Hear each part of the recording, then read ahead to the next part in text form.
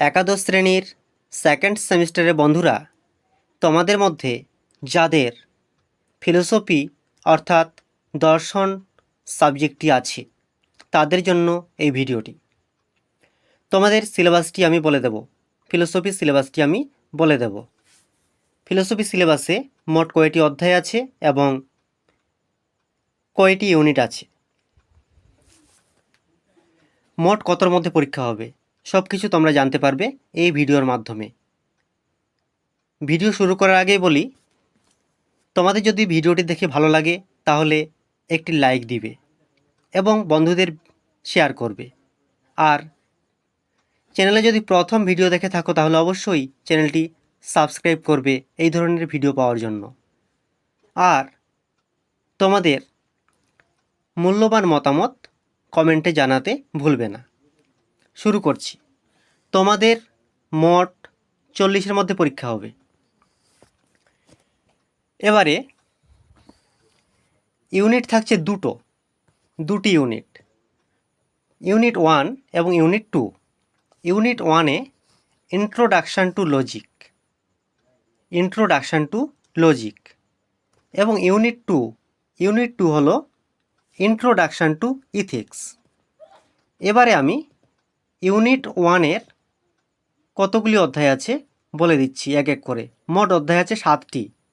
প্রথম অধ্যায়, যুক্তিবিজ্ঞানের প্রকৃতি, অবরোহ এবং আরোহ।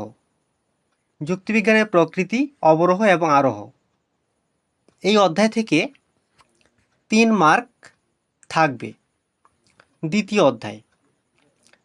অধ্যায় হলো পদ, বাক্য, বচন, পদের ব্যাপ্যতা, সত্যতা ও বৈধতা।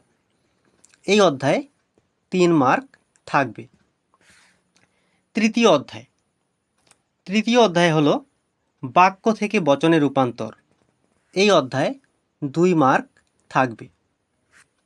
চতুর্থ অধ্যায় বচনের বিরোধিতা। এই অধ্যায়ে 4 মার্ক থাকবে। পঞ্চম অধ্যায় অমাধ্যম অনুমান, আবর্তন, বিবর্তন, সমবিবর্তন। এই অধ্যায়ে 3 মার্ক থাকবে। ষষ্ঠ অধ্যায় নিরপেক্ষ ন্যায়, মূর্তি ও সংস্থান এবং বৈধতা বিচার। এই অধ্যায়ে 6 মার্ক থাকবে। সপ্তম অধ্যায় যৌগিক যুক্তি, প্রাকল্পিক ও বৈকল্পিক। এই অধ্যায়ে 3 মার্ক থাকবে। বন্ধুরা, এবারে জেনে নাও ইউনিট 2-তে কী থাকছে।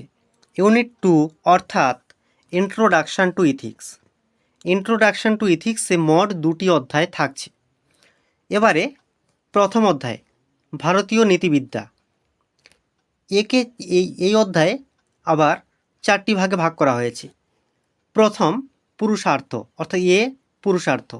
বি শ্রীমদ্ভগবত গীতা, নিষ্কাম কর্মের ধারণা। সি বৌদ্ধদের অষ্টাঙ্গিক মার্গের ধারণা। ডি চারবাক সুখবাদ। অর্থাৎ ভারতীয় নীতিবিদ্যাতে 8 মার্ক থাকবে।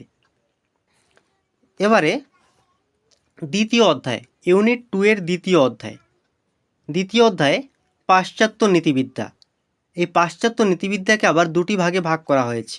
এ নৈতিক প্রত্যয়সমূহ, নৈতিক, অর্থনৈতিক, নীতি বহির্ভূত, উদ্দেশ্য ও অভিপ্রায়, ঠিক ও ভুল, ভালো ও মন্দ, ন্যায় বিচার। এবার পাশ্চাত্য নীতিবিদ্যার বি নৈতিক তত্ত্বসমূহ। এই অধ্যায়ে 8 মার্ক থাকবে। অর্থাৎ এই ছিল তোমাদের সিলেবাস এবং কোন অধ্যায় কত মার্ক থাকবে সম্পূর্ণ আমি বলে দিলাম। ভিডিওটি যদি ভালো লাগে তাহলে অবশ্যই একটি মাত্র লাইক দিয়ে বন্ধুদের শেয়ার করবে এবং চ্যানেলে প্রথম হয়ে থাকলে অবশ্যই চ্যানেলটি সাবস্ক্রাইব করবে এবং তোমাদের মূল্যবান মতামত কমেন্টে জানাবে। ভিডিওটি সম্পূর্ণ দেখার জন্য ধন্যবাদ।